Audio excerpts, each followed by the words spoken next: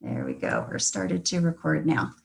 So thank you all for joining in. I know that there is a lot that is going on right now. There's a lot of questions, a lot of unknowns, and probably even more answers that we're waiting to get as things progress. It seems like every day it's something new, and we're trying to keep up on that and keep everybody updated. Some of the things that you've seen from me today, I did send out the link to the Small Business Association so you can start getting your applications in for any of those relief efforts. ASTA has done a fantastic job in making sure that the independent contractors and small business owners are able to get some relief funds. So very thankful to all of their efforts. If you have not taken the time to watch the ASTA video, it's a 30-minute video, some good information there. What it really comes down to is that through the CARES Act, there are a couple of things that you could look into. One is they are allowing for unemployment benefits to self-employed and independent contractors, which this is something that has never been seen before. As independent contractors, you don't pay into an unemployment account, so that you have those federal funds to pull from is really first time in history that we've seen this. So it really comes down to unemployment based on your net income. Could be up to $600 a week for up to 6 months. You would need to contact your state's unemployment office in order to apply for those. I don't have any information on individual state unemployment links, but you'll need to reach out directly to your states. I did get a comment from someone that their state did not have their site updated with the CARES Act information yet. That is something that you would just need to keep contacting that state, checking back with their site to see that the CARES Act information has been uploaded. Then there's the small business loans and the disaster recovery that's available there. Those are loans. You can go onto that website to apply for a loan. I would recommend that the sooner you could get on to get yourself into the mix, the better. There are going to be a lot of people that will be applying for these loans. And while $2 trillion seems like a lot of money, it is going to go fast, and there's not, unfortunately, probably going to be enough money for everybody that applies. There will be a pretty instant response if you do qualify, and then more instructions as to what you have to do, what you need to fill out and supply in order to get that whole process done. We are not legal company, so we can't give you any legal advice, but I would highly recommend that you get on there and get those loans, get your unemployment, get anything applied for that you qualify for.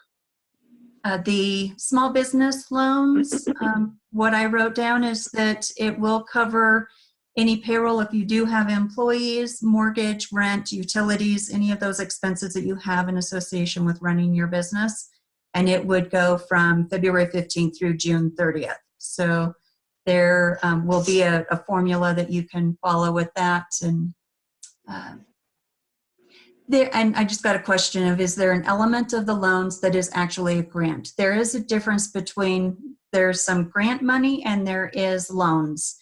And so as you go through that process, it will walk you through what you're able to qualify for. I don't have information on what is the difference between the loan and the grant. So that is something that you will need to explore for your individual businesses. Somebody, let me get you on mute here. Hang on just a second, get a couple more people. Thanks. So I have some questions that have come through last week and over the weekend. And a lot of it has to do with just, what are you doing with your clients and how are you advising them as they're getting cancellations or they're getting future travel credits? You're not a lawyer any more than I am, so you can't give them legal advice. What you can do is tell them what the supplier is doing right now. So you can get the information on their cancellation policies. If their policies are only going through April 30th right now, and your clients are traveling in May, you can talk to them about their options. One, if they cancel right now, they are within whatever the cancellation penalties are because that date is not covered by their modified cancellations. If the supplier is canceling, then your clients would be eligible for the refund or getting their monies back. But they would need to go through the supplier in order to be doing that. You can act on their behalf in order to advocate for them with that.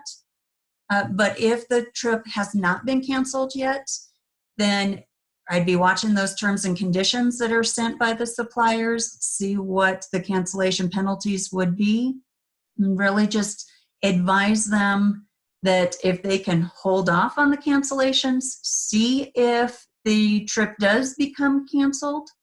But it is the supplier's call on whether they are canceling their products, their resources, or if they are offering a future credit. So you really can't offer your clients anything more than what the suppliers are giving you. I highly recommend you watch the cancellation policy or the information coming through on updated cancellation policies. We do have information that I sent out earlier with links to airline policies. Virtuoso is keeping track of the cruise or tour operators, DMCs, and what their updated policies are. So look at that crisis response toolkit. That is a great resource for all of those suppliers. If your supplier that you're working with is not Virtuoso, we won't have that information, so you will need to be contacting that supplier to find out what their cancellation policies are.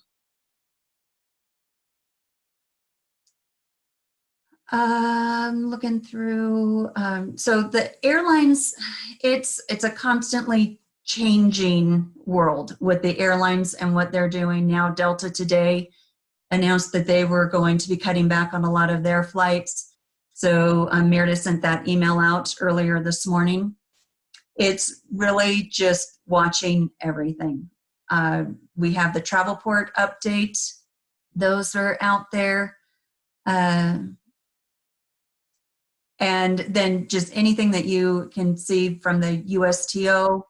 USTOA is another reference piece for the airlines and just anything industry related.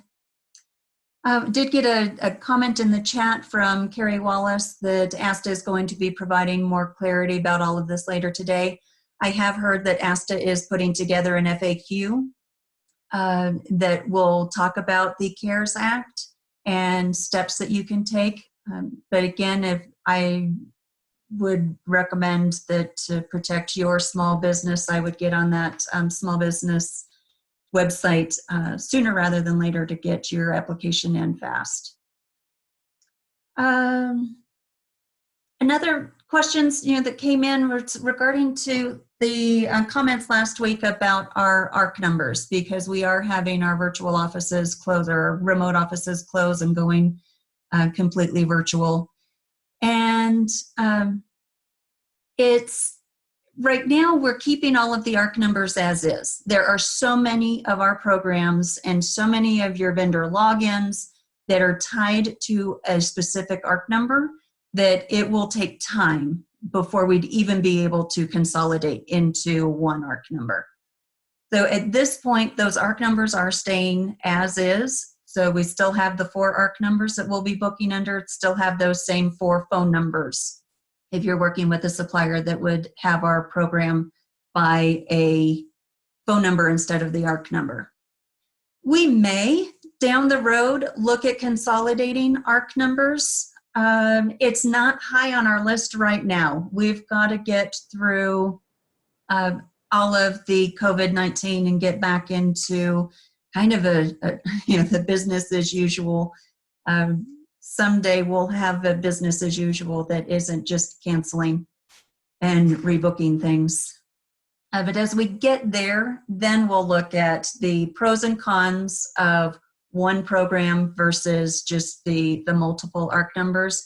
What I can tell you is why we have not gone to one ARC number in the past is that most of our programs are all rolled into one. So even though we have the multiple ARC numbers, there's very few programs that are office-specific production that doesn't look at the agency as a whole production for our commission and our greater buying power with that supplier. So at this point, our programs are good even with the multiple numbers. We're not spread thin and not getting those good commission rates. I sent out an email, or we had the newsletter that was sent out on Friday, and in that had an updated Andavo support contact sheet. So if you did not see the link to that, go back to that email. It was sent by Meredith on Friday. It has a link to our contact information. The contacts are really all staying the same. For accounting, we have Julie and Michelle. Kaisa's responsibilities will be split between Michelle and Julie. Other than that, IT is still contacted the same way. Meredith and Allie, we're all contacted the same way. If you have questions with client base, that will primarily be answered by Meredith. If you have questions regarding how to cancel the invoice, if you've had a voided trip, there's a lot of variables when it goes into what you should do with your booking. Some of them are purely canceled and you have a credit to apply to a future trip. Some of them are just immediately rebooked for the exact same trip as what was originally scheduled, just at a later date. Some of them will be canceled and rebooked with a future credit for something completely different. So depending on what it is that is transpiring with that booking, we'll have different steps that you'll want to take in making sure that accounting has the correct information and that client base is tracking the most up-to-date booking. So we are working on what information needs to be updated where. For those of you that are in a GDS, I recommend that in order to keep those bookings active, you go in and modify the retention lines so that they are further out. That's a very manual process. I wish there was a better way that we could update those retention lines. But in order to keep those GDS bookings active, you'll want to keep those retention lines going. Hang on a second. I'm reading a couple of comments that have come in. I may have missed it, but is there a new contact for invoicing? For invoicing on client base that you would have sent to Kristen, you'll send those now to Meredith Price, and she'll be able to get those completed in client base for you. And from Diane, I might have some uninvoiced segments due to the chaos now, not knowing exactly what's going to come through. Insurance is one that is different with policies that people could just be going directly, and so you may not know that you have an insurance policy that has been purchased by your client. Accounting is aware of that. They'll let you know if a commission comes in through insurance that has not been invoiced. Another thing that is a complication or a challenge that we have is some of the things that are being canceled still have a protected commission on them. So we don't want to cancel out that invoice or void the invoice, because then we would have no way to apply that commission to it. So it really depends on what the variables are on your trip. And if you have specific questions, I'm happy to talk through that with you. But for the most part, if it is something that is going to be rebooked the same exact thing for future dates, we can go in and modify that existing booking. If it is something that is going to be canceled with a credit to be applied in a future date, may want to then cancel that booking and create the new one when the new trip is booked. Are any cruise lines protecting commission on trips they have canceled? My understanding is yes in some cases and no in others. It is cruise line by cruise line. I would look at the Virtuoso Crisis Response Toolkit. They do have a section on cruise, and that a lot of those commission protection questions will be listed there. And comment from Diane, Crystal River has protected a commission for her. And I have heard of the commission protections. Most of the commission protection payments will come in with the new travel dates. They're not necessarily being paid now. Oh, and Rosie, Amma did not do that for me. Rosie, look on the Crisis Response Toolkit and check out the response for Amma. If there is something that does not seem right to you, let us know and we can contact Amma Waterways contacts. And we want to work with Virtuoso very closely. They want to know what the suppliers are doing good to support everybody and work through this. But we also want to address those that don't seem to be acting in the same manner as others. So Rosie, I'd like to get some follow-up on that as well. Travel insurance should also protect commission. That is one that I would watch and see that depending on the insurance policy and the cancellations and terms and conditions of the supplier, you'll want to watch that.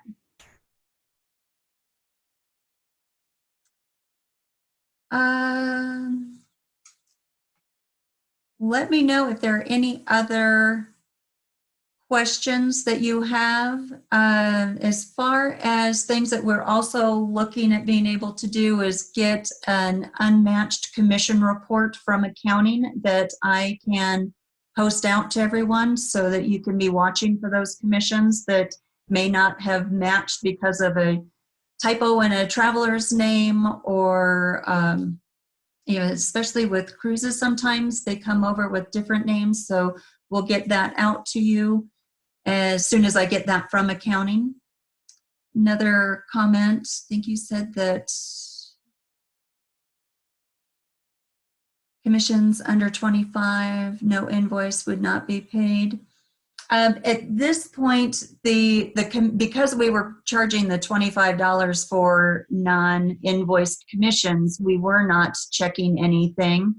So that would be on that unmatched commission report, and it would be up to you to be watching that and advise us that a commission is yours and get that invoice done so that accounting would be able to apply that.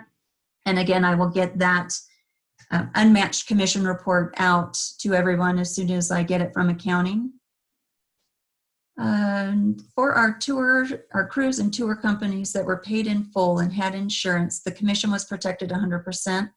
Some others protected as just a percentage of the commission that was due. That's from Danielle, which she is seeing. It seems to my relief, the crisis has meant that we Apollo users can defer switching to Travelport. Do we know how long this is true?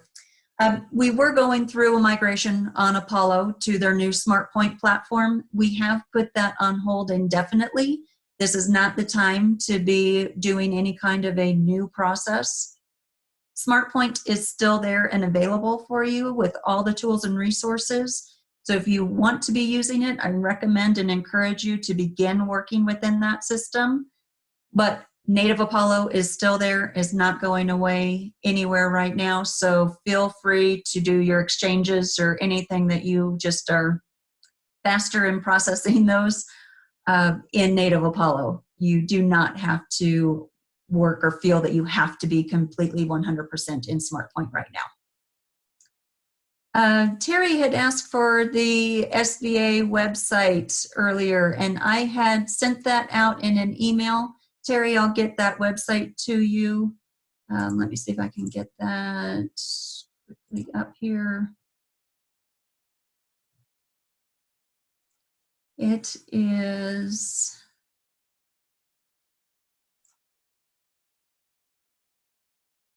sba.gov/funding programs. In fact, I'll put this in the chat so you guys can capture it. You just need to look at the chat then. There is the link for everyone, sba.gov/funding-programs/disaster-assistance. So I've been talking for about 25 minutes. You guys have had some great questions coming through. I'm happy to answer more questions. If I have the answers, I will give them to you. There are still a lot of unknowns out there, and we are all really exploring this together for a first time. I, over the weekend, started listening to a podcast from Brene Brown. I don't know if any of you are familiar with Brene Brown. She was a keynote a couple of years ago at Virtuoso Travel Week, and has some great insights. She's funny. I'm going to just give you a clip from her current podcast. It's called Unlocking Us, and it talks about FFTs, effing first times. And we're all exploring these first times, and so it is good. She's got some language in there, but if it's something that I have found good in just the emotional side of what we're all going through right now, the vulnerabilities that we're all feeling right now, in having all these questions coming from all directions, and the uncertainty, and we're not experts in this, so we don't know how this is all going to pan out. I know you guys are all looking to me for a lot of answers, and I'm trying to get those answers for you as much as I can. And I know you guys all have your clients that are coming to you and looking for answers, and you may not have all of those answers yet either. So know that you are not alone. We are all here together. We've had some great conversations going on in our Facebook Andavo Connect community. I think that is another great place for you guys to share shared experiences. I am going to be sharing a spreadsheet out with all of you that is your contact information, so that you all have that in addition. So if you're not on Facebook, you would have some contacts with some of our other independent contractors, and see if you can generate some peer-to-peer feedback as well.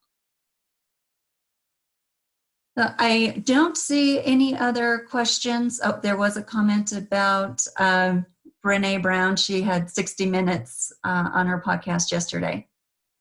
And an FYI, Carrie did the SBA online application in 10 minutes. Small business, they're possibly offering a $10,000 advance and even asking for the bank details right on there. So great, thank you, Carrie, for that follow-up. I know I got an email from Ellie Beck over the weekend that she had gone in and done her application and gotten some more information back as far as some additional next steps and program overview, and that there could be a $10,000 grant as well. So get on there as fast as you can so that your applications can be worked faster than some of the other industries. This is going out to, this is not just travel small businesses, this is small businesses that are being affected by this. So I do want to do that. Note on here, this email is saying that the March 31st deadline, but if you are not able to submit an application by that deadline, there will be another round to submit applications through April 30th. That is Denver. I don't know if that will be for all states, but this was the response that she got back from the Denver application. As you're going through this, if there's any information that you would like to share and pass along, you can get that to me and I will send it out to everybody to share that. Otherwise, the Facebook group, great place to share information and what you're finding. And thank you about the tip from Brene Brown. It's Brene with a B, B-R-E-N-E, Brene Brown. Okay, so we heard that you can apply for certain small loans, but that if you do, you will not be able to apply for some of the travel industry stimulus. I am still waiting to hear from ASTA on that. I have not gotten clarification as to what, are you referring to the economic stimulus that is including the ticketing agents? That is still being worked on. And I don't have any additional information on that. ASTA said they would have an FAQ coming out. So as I see information from ASTA, I'll get that out to everybody. I did look on the ASTA site this morning and did not see those FAQs listed yet, just the link to the recording from the call on Friday.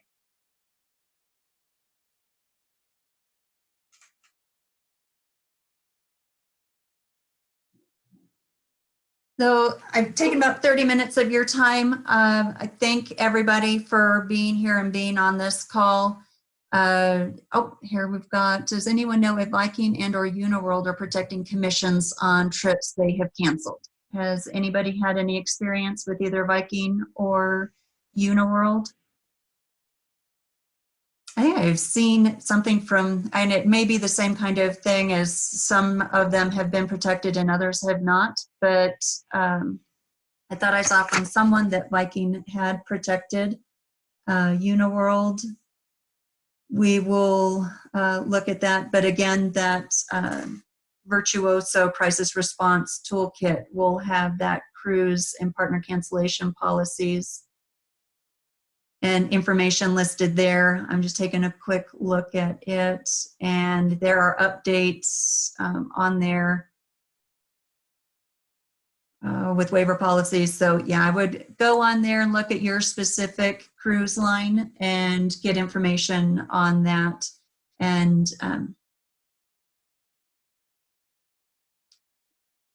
anybody has anything that they feel that a supplier is not acting appropriately, let me know.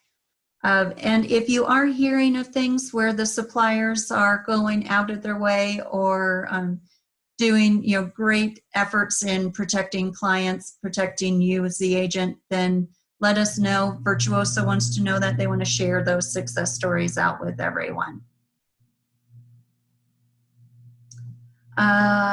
Jerry just canceled a May 25th sailing on Alma and was told not to expect commission. Client not ready to rebook and wanted their $12,000 back. Understandable. Since Alma canceled, they should be eligible to get the refund. If your client is canceling, then it would be subject to whatever the supplier is offering. But if the company is canceling that, then they should be able to get that money back. And again, this is some of the best practices in having your clients pay by credit card whenever possible, because they do have that extra layer of a credit card with the the Fair Credit Billing Act, that if a company is not able to supply the purchased service or product, then they can dispute those charges.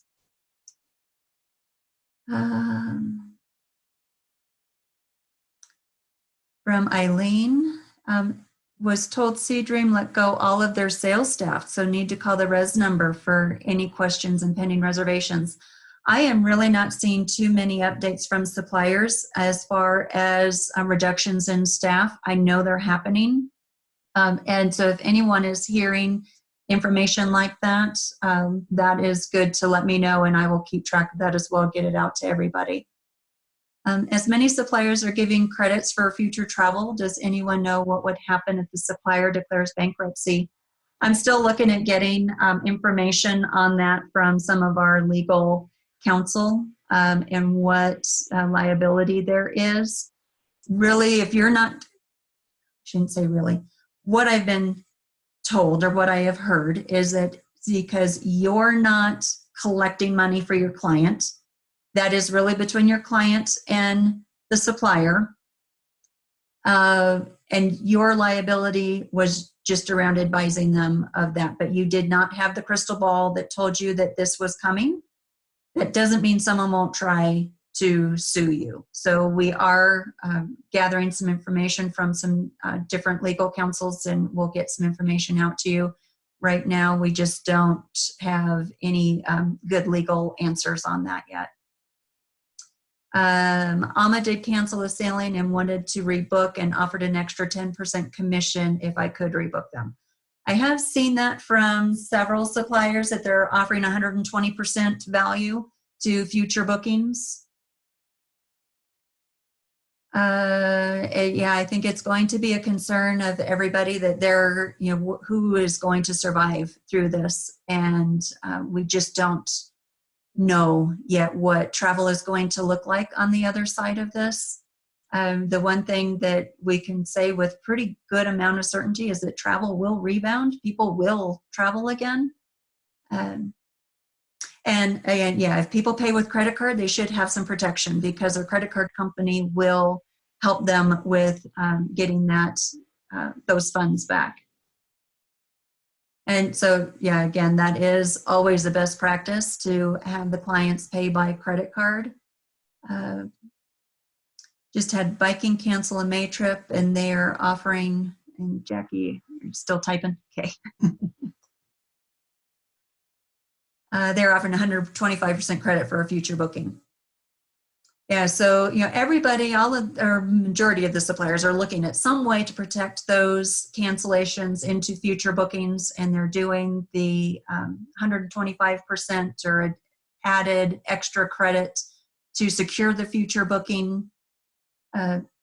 If your client is not wanting that, it really comes down to what the supplier's terms and conditions are on cancellations. If they're offering a future cruise credit or future travel credit, you probably don't have a whole lot of other options. You could work with that supplier and try to get an exception for money to be returned to your client, but it really is the call of the supplier and how they want to handle refunds with cancellations. I've heard from other travel advisors when a client disputes a credit card charge that the supplier then goes to the travel advisor for the full cost of the trip. They can. When a client right now has been, or in the last 6 months, even just historically, if a airline ticket was disputed, that dispute's coming back to whoever processed that charge. If the credit card was done directly between the client and the supplier, I don't think that they could come back to you, the travel advisor, for the full cost of the trip. You didn't collect any money, you don't have any money from the client in order to pay. But that would be something that we can look into with the defaults as well. And yeah, so so the companies that are offering the extra future credits, the 125% or more than what the value is, look on the Crisis Response Toolkit. There is a lot of information there on what the companies are offering as far as future credits. And Virtuoso is keeping great tabs on what information is getting to them from the suppliers. That is a great resource.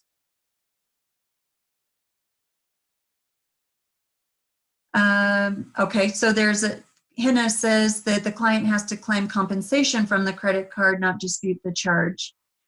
So I have not heard the difference between a claim compensation and a dispute. So we can look into that as well.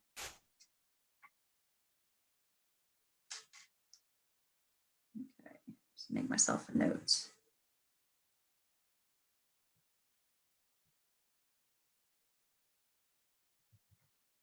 Great information.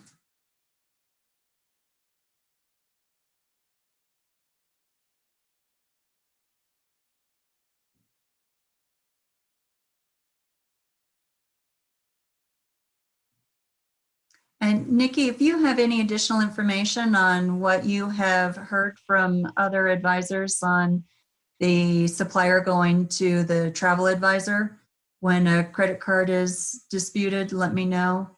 That is, they've come back to us as the point of contact, but not the responsible party. Thank you.